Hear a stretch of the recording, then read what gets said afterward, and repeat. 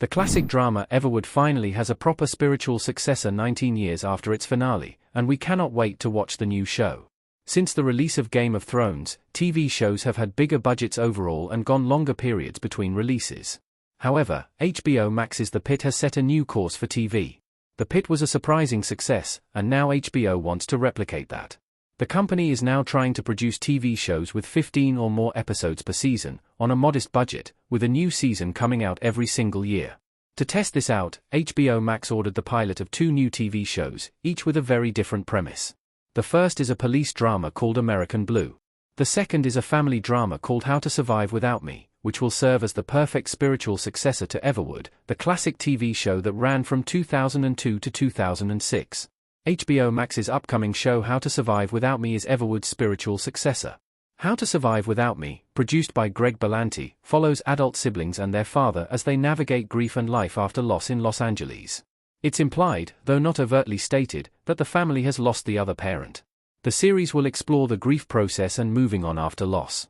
If this sounds familiar, it's because Everwood, featuring Emily Van Camp and Chris Pratt, had a very similar concept, except that it was set in the titular small town instead of the big city.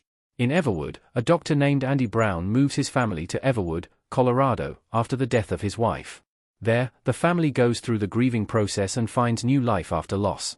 How to Survive Without Me brings Greg Berlanti's career full circle. Everwood was Greg Berlanti's first show, and his career has boomed since then.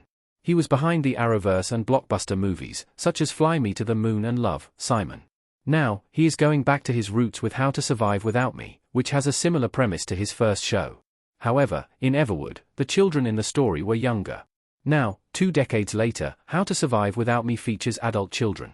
While this age change might not have been intentional, it feels like a beautiful way to mark the passage of time for the kids of Everwood to grow up and potentially be the age of the How to Survive Without Me gang.